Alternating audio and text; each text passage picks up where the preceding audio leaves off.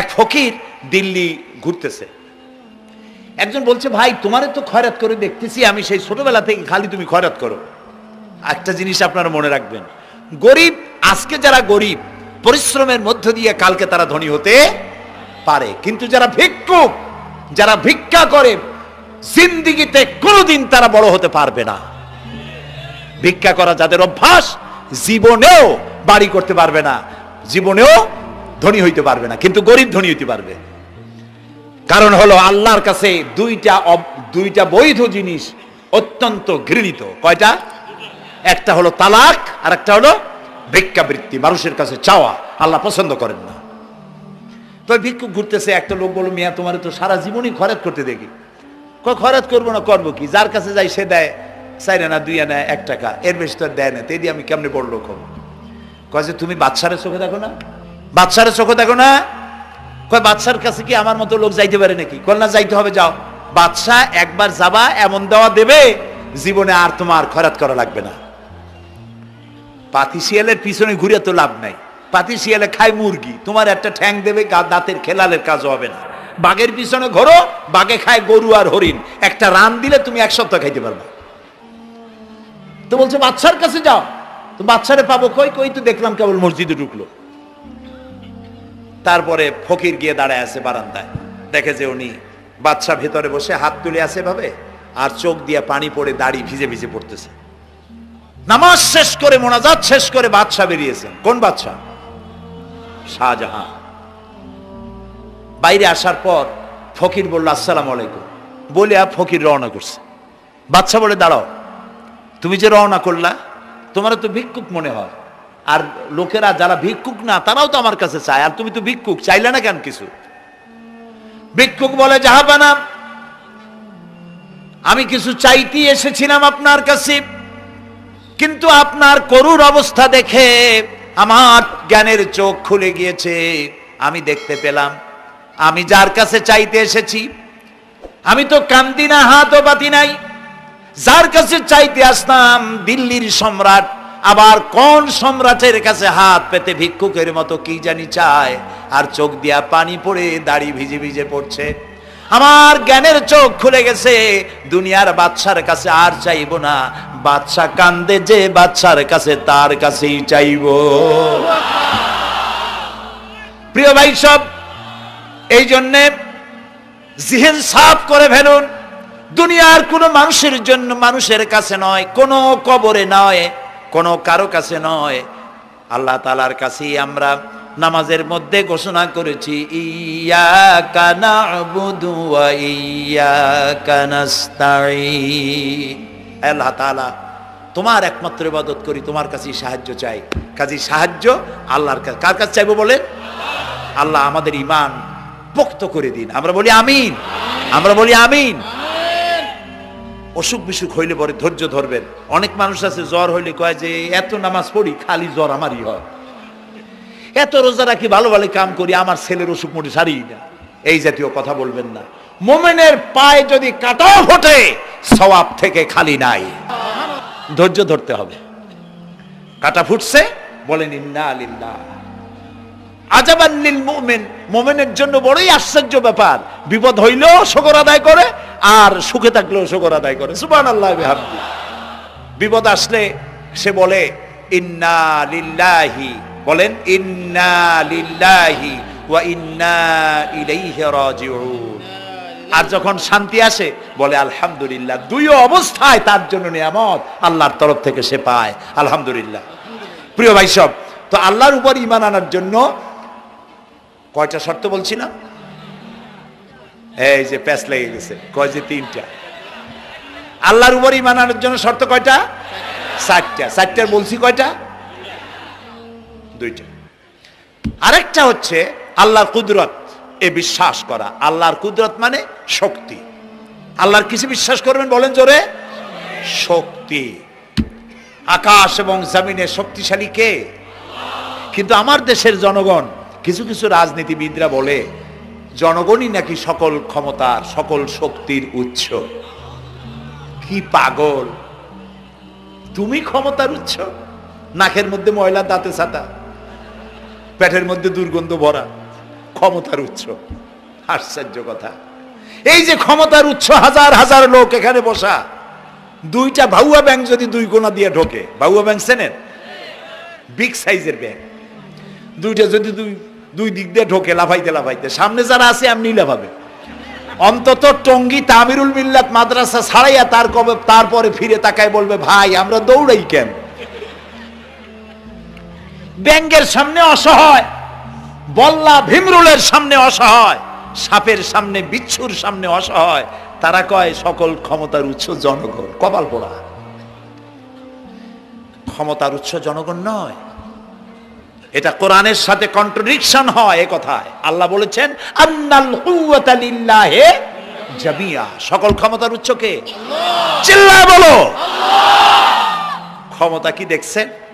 মাত্র 1.5 মিনিট। কয় মিনিট? মাত্র 1.5 মিনিট। আল্লাহ বলেছেন কোন, সাথে সাথে তামিলনাড়ু, মালয়েশিয়া, ইন্দোনেশিয়া, থাইল্যান্ড, মালদ্বীপ, শ্রীলঙ্কা 2 লক্ষ লোক শেষ, 1 লক্ষের খোঁজ নাই। সমুদ্রের পানি 33 ফিট উঁচু হয়ে এসছে। সুবহানাল্লাহ কই দিচ্ছে করে না? বিজ্ঞানীরা বলেছেন ভারত মহাসাগরের তলদেশে ফাটল ধরেছে, ওর কয়েক কিলোমিটার নিচে ভূমিকম্পের উৎপত্তি হয়েছে। ভারত মহাসাগরের পানি 3 হাত না 4 হাত, কত কিলোমিটার আল্লাহই জানে। এই কয়েক কিলোমিটার নিচে যে মাটি, সেই মাটিরও কয়েক কিলোমিটার নিচে ভূমিকম্পের উৎপত্তি। এখান থেকে ভূমির কম্পন হয়েছে, সেই ভূমিকম্পে সমস্ত মহাসাগরের মধ্যে, ভারত মহাসাগরের মধ্যে জলকম্পন শুরু হয়েছে। পানির কম্পন, মাটির কম্পন একসাথে 4 তলা পরিমাণ উঁচু হয়ে পানি চলে আসছে। বাড়ি গাড়ি সব কিছু খড় কুটার ন্যায় সব উড়িয়ে দিয়েছে। এগুলোরে কপাল পোড়া নাস্তিক যেগুলি, তারা বলে প্রাকৃতিক দুর্যোগ। ওর বাপের মাথা। আচ্ছা, প্রাকৃতিক দুর্যোগ, প্রকৃতি কি? কোন জন্তুর নাম? প্রকৃতি কোন জন্তু জানোয়ারের নাম? প্রকৃতি নিজে চলে না কেউ তাকে চালায়? কে চালায়? কপাল পোড়ারা তা বোঝে না। বিশ্ববিদ্যালয়ের শিক্ষক হয়েছে তো, আল্লাহ দিয়ে আসি কোথায়? তবে সব খারাপ না, ভালো আছে আলহামদুলিল্লাহ। কিছু আছে কপাল পোড়া, বিশেষ করে শান্তিনিকেতনে যারা পড়াশোনা করে আসে, সাহিত্য চর্চা করে, এই সাহিত্য চর্চা করতে করতে এক পর্যায়ে কপাল পুড়ে যায়, আল্লাহরে চিনতে পারে না। সব চেনে, আল্লাহরে চেনে না। আল্লাহ এখন চিনাইতেছে ভালো করে। প্রিয় ভাই সব,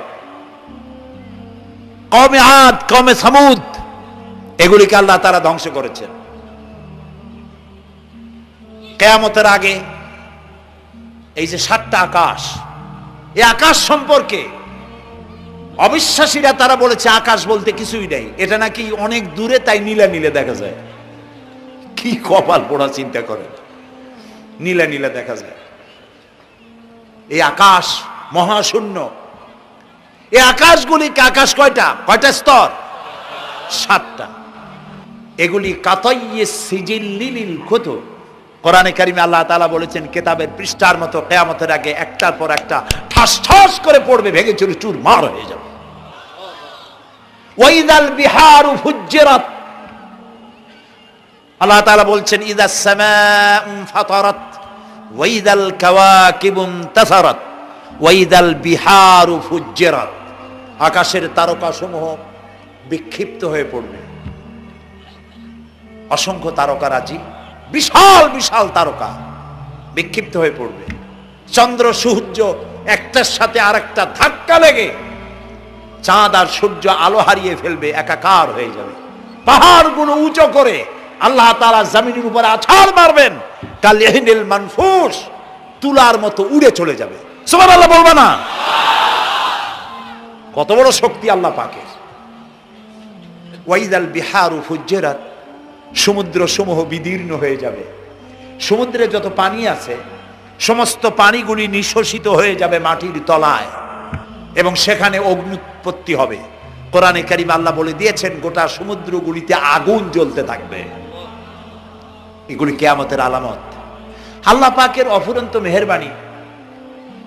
এই যে কানের কাছ দিয়া গুলিটা চলে গেছে, কানে লাগে নাই, বাড়ির কাছ থেকে কিয়ামত হয়ে গেল, বাংলাদেশে আল্লাহ বাঁচাই দিলেন। সুবহানাল্লাহ বলো, আলহামদুলিল্লাহ বলেন। আমাদের প্রতিবেশী দেশগুলিতে যেভাবে আঘাত লাগছে, ওর 1000 ভাগের 1 ভাগের আঘাত কয়েক সেকেন্ড যদি বাংলাদেশে হতো, আমাদের সব অপরিকল্পিত শহর, রাজুক পারমিশন দিয়েছে 3 তলার, করা হয়েছে 7 তলা। এইভাবে অপরিকল্পিত যত বিল্ডিং আছে এগুলি পচা সিমেন্ট দিয়ে, পচা ইট দিয়ে তৈরি করা হয়েছে। 2-3 সেকেন্ডের ভূমিকম্প যথেষ্ট এই শহর লন্ডভন্ড করে দেওয়ার।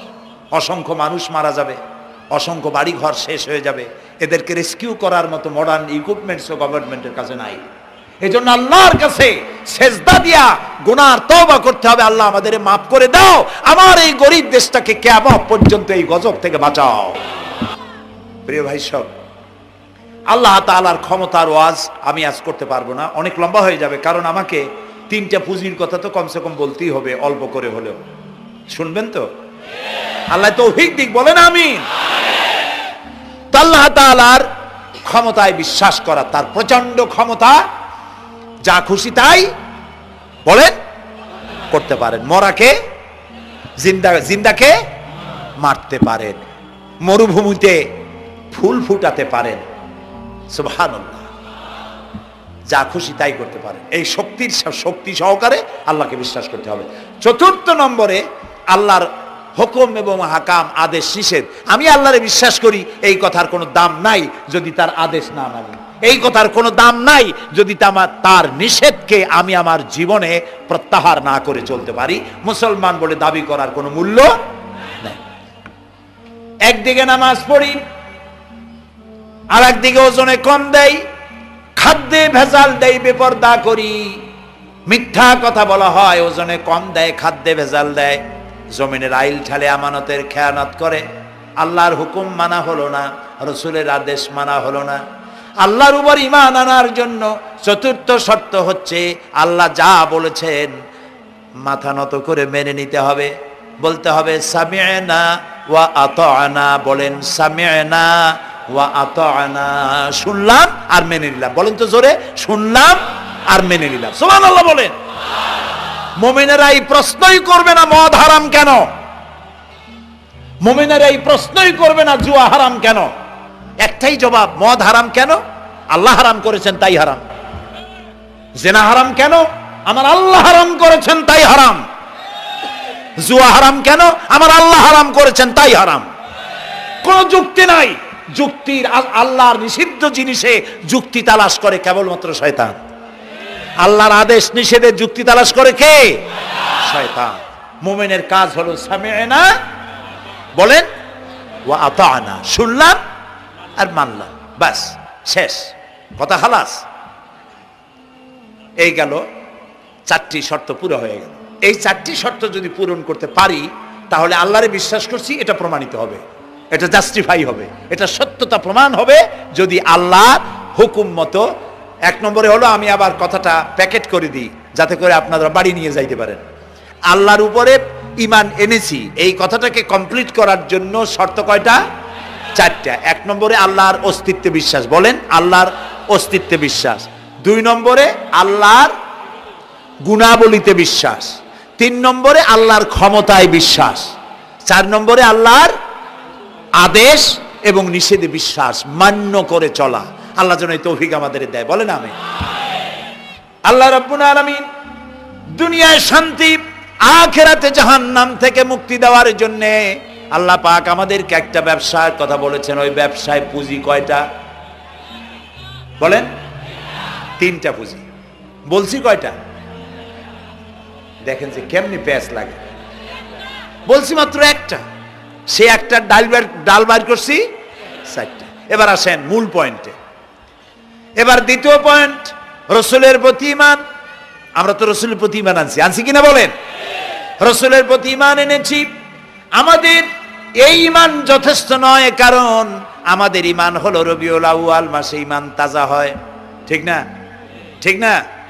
রবিউল আউয়াল মাস যখন আসি, ব্যানারটা নাই, শামিয়ানাটা নাই, রাস্তাগুলিতে ফ্ল্যাগ লাগাই আর আলোক সজ্জা করি। মন্ত্রীরা আসেন, নেতারা আসেন, সিরাতুন নবী মাহফিলে দাঁড়ায় বলেন নবীর আদর্শ অনুসরণ করা ছাড়া উপায় নাই। অথচ ওনার পা থেকে শুরু করে মাথা পর্যন্ত নবীর আদর্শ নাই। আবার এই নেতা রামকৃষ্ণ মিশনে, রামকৃষ্ণ পরমহংসদেব তার মঞ্চে গিয়ে বলেন রামকৃষ্ণের নীতির ছাড়া বিকল্প কিছুই নেই। আবার গৌতম বুদ্ধের জন্মবার্ষিকী উদযাপনের জন্য সেখানে গিয়ে বলেন গৌতম বুদ্ধের অহিংস নীতি অনুসরণ করা ছাড়া জাতির যোগীনাথ হওয়ার আর কোনো পথ নাই। যেখানে যায় সেই জায়গার গুলি ধরে। রবিউল আউয়াল মাস আসতে পারে, আলোকসজ্জা করে ইয়া নবী সালামু আলাইকা, ইয়া রাসূল সালামু আলাইকা। এরপরে গরম গরম জিলাপি রাসূলুল্লাহকে বুঝায় দেওয়া হলো, হে রাসূল আপনি তাকিয়ে দেখেন কত মহব্বত আপনারে করি, আপনার মহব্বতের জন্য আমাদের শহরের কোনো মিষ্টির দোকানে আর মিষ্টি নাই, সব আমরা খাইয়া শেষ করছি। এই হলো মহব্বত। এই মহব্বতে এই ইমানে কাজ হবে না। এই ইমানে বলেন কাজ হবে না। কোন ইমানে কাজ হবে? রাসূলের প্রতি ইমানের অর্থ কি? এর অর্থ হচ্ছে নবী করিম সাল্লাল্লাহু আলাইহি ওয়াসাল্লাম আমাদের রাসূল, আমাদের নেতা। আমাদের রাসূল আমাদের নেতা, আমরা তার উম্মত, তার অনুসারী। অনুসারীর কাজ কি? নেতার পূর্ণাঙ্গ অনুসরণ করণ। রাসূলুল্লাহর আনুগত্য করতে হবে, এটা কে বলেছেন? আল্লাহ রাব্বুল আলামিন সূরা আলে ইমরানের মধ্যে বলেছেন কুল ইন কুনতুম তুহিব্বুনাল্লাহা ফাত্তাবিউনি ইউহিব্বুকুমুল্লাহ ওয়া ইয়াগফির লাকুম যুনুবাকুম আল্লাহু গফুরুর রহিম। হে নবী আপনি বলুন, তোমরা যদি আল্লাহকে ভালোবাসো তাহলে তোমার কাজ হচ্ছে, তোমরা যদি আল্লাহকে ভালোবাসো তাহলে তোমরা আমার আনুগত্য করো, আমার অনুসরণ করো। কার? রাসূলের। বলেন কার? রাসূলের অনুসরণ যদি তোমরা করো, খেয়াল করে শুনতেছেন তো? আল্লাহ তাআলা বলছেন নবী আপনি বলেন তোমরা যদি আল্লাহকে ভালোবাসো, তোমাদের এই দাবি যদি সত্য হয় তাহলে আমার অনুসরণ করো, আমার আনুগত্য করো। আমার অনুসরণ, আমার আনুগত্য করলে পরে তোমাদেরকে আল্লাহ রাব্বুল আলামিন ভালোবাসবেন এবং তোমাদের তামাম জিন্দেগির সমস্ত গুনাহ খাতা আল্লাহ তাআলা মাফ করে দিবে। আমরা কি গুনাহ মাফ করাইতে চাই? বলেন চাই? আসুন রাসূলের আনুগত্য করুন। রাসূলের আনুগত্য কিরকম? রাসূল যেভাবে মোস কাটছে আমরা সেইভাবে মোস কাটবো। তিনি দাড়ি যেভাবে রাখছেন আমরা সেইভাবে রাখবো। তিনি চুল কাটছেন যেভাবে সেইভাবে করব। তিনি পায়ের নখ, হাতের নখ যেভাবে কাটছেন সেইভাবে করব। তিনি যেভাবে বিবাহ করেছেন সেই সুন্নত অনুযায়ী বিবাহ, তিনি যেভাবে দেশ চালাইছেন সেইভাবে দেশ চালাবো। রাসূলের অনুসরণের অর্থ শুধু এই নয় যে তিনি যেভাবে সুরমা লাগাইছেন আমি ওইরকম সুরমা দেব, তিনি যেভাবে কদু খাইছে আমিও কদু খাবো, এইটা নয়। এটা নয়, শুধু রাসূলের আনুগত্য হবে মুরগির ফার্ম থেকে শুরু করে জাতিসংঘ পর্যন্ত, জীবনের সব ক্ষেত্রে। আর বিশ্বাস করতে হবে তিনি শেষ নবী, তারপরে আর কোন নবী আসবে না।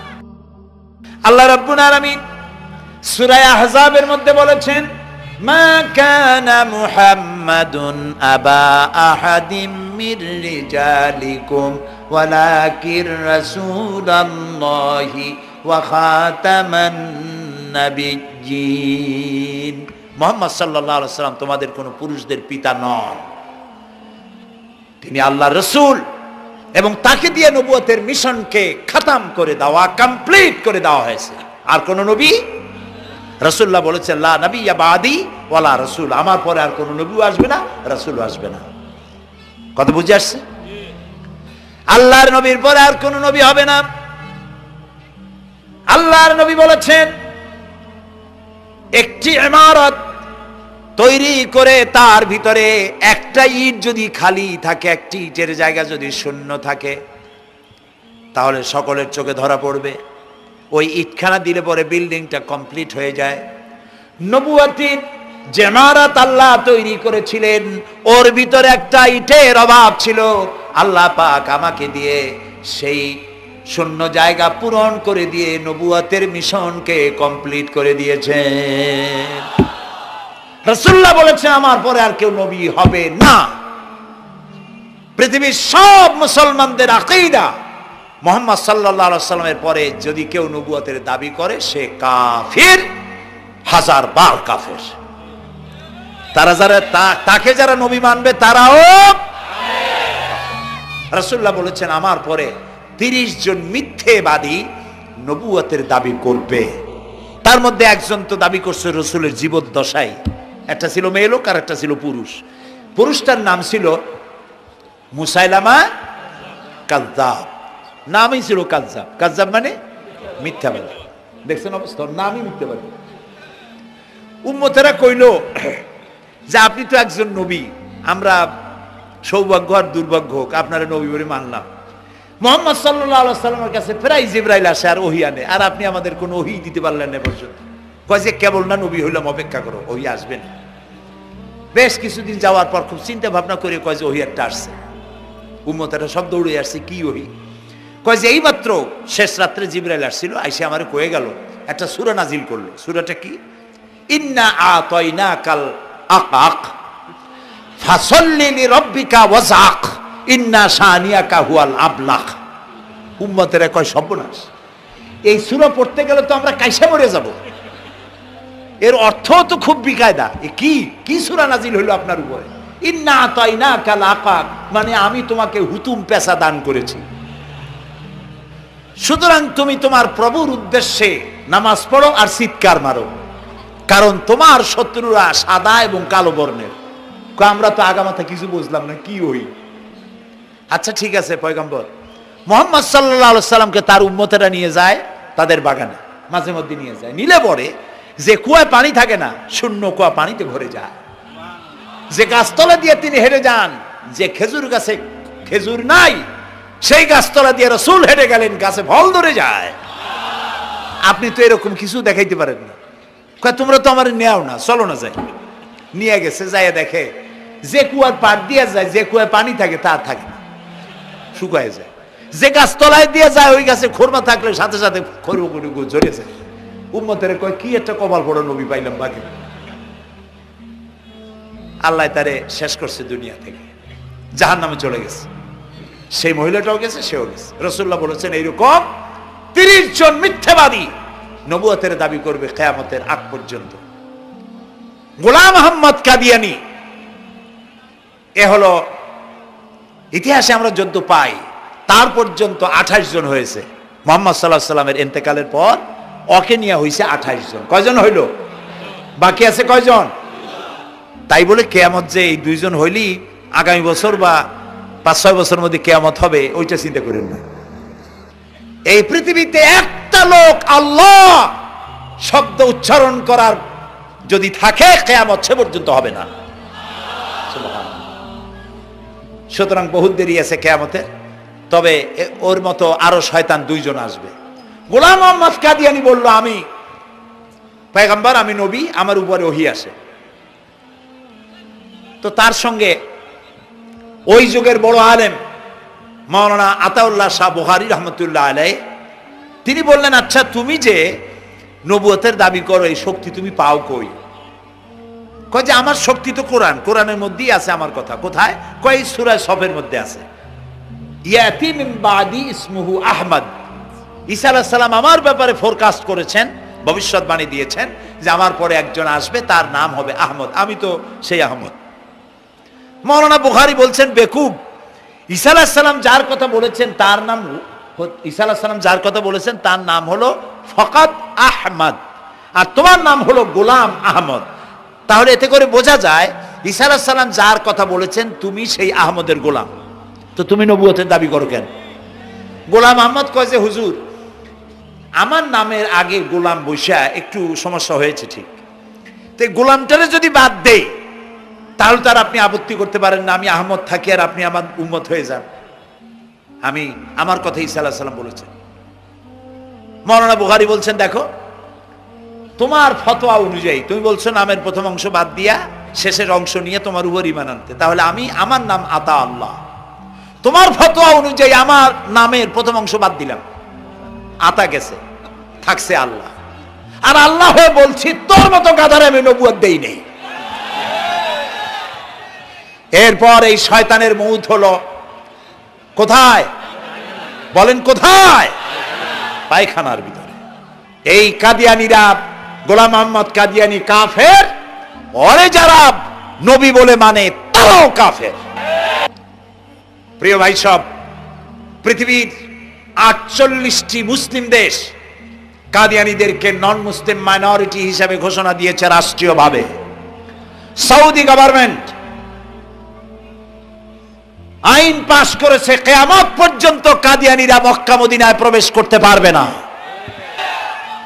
কাজী তাদের ব্যাপারে উচ্চবাচ্য কথা বলতে গিয়ে ব্যারিস্টার হন, আইনজীবী হন, যেই হন, খতমে নবুয়তের আন্দোলন যারা করে তাদের ব্যাপারে কথা বলতে গিয়ে মুখ সামনে কথা বলবেন। এদেশের মানুষ শহীদ হয়ে যাবে, কাদিয়ানীদেরকে বরদাস্ত করবে না। আমাদের দেশে হিন্দু, থামুন, আমাদের দেশে হিন্দু, খ্রিস্টান, বৌদ্ধ আমাদের দেশের নাগরিক অধিকার ভোগ করে না? আমাদের সমান নাগরিক অধিকার তারা ভোগ করে। কাদিয়ানীরাও হিন্দু খ্রিস্টানদের মতো নন মুসলিম মাইনরিটি হিসেবে এদেশে বসবাস করে নাগরিক সুবিধা ভোগ করবেন, কোনো অসুবিধা নাই। কিন্তু আপনি মুসলমান বলে দাবি করবেন না, শেষ নবী মানবেন না, আমরা এই ব্যাপারে কিয়ামত পর্যন্ত আপোষ করব না। কেবলমাত্র মূর্খ, দালাল, হারামখোর তারাই কাদিয়ানীদের পক্ষ অবলম্বন করতে পারে, ইমানদারেরা পারে না।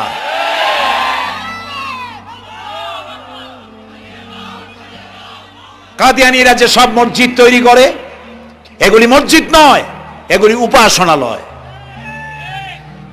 হিন্দুদের মন্দিরকে যেভাবে আমরা সম্মান করি, ওদের উপাসনালয়কে সম্মান করি।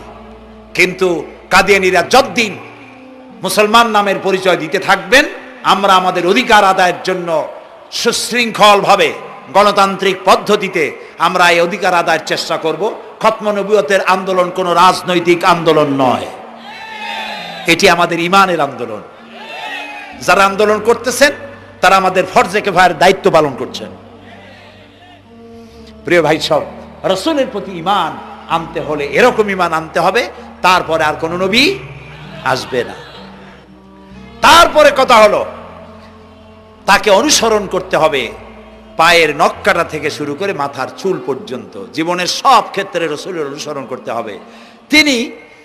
তিনি সেনাপতি ছিলেন, শ্রমিক ছিলেন, পিতা ছিলেন, নানা ছিলেন, স্বামী ছিলেন, ঠিক না? তিনি রাষ্ট্রপ্রধানও ছিলেন। প্রিয় ভাই সব, এই যে আল্লাহ রাব্বুল আলামিন মুসলমানদেরকে পৃথিবীর মধ্যে সবথেকে বেশি শান্তি প্রিয় করেছেন, কোন আলহামদুলিল্লাহ। তোমরা আমার মক্কা যাইয়া দেখো, মক্কা মদিনায় যাইয়া দেখো, আমাদের কও সন্ত্রাসী। মক্কা মদিনায় লক্ষ লক্ষ মানুষ এই যে সব চলে গেছে, এখন কোথায় গেছে? সারা পৃথিবী থেকে মানুষের এখন ছুটছে, পৌঁছে গেছে, আর পথে আছে, প্লেনে আছে, নদীতে আছে, গাড়িতে আছে।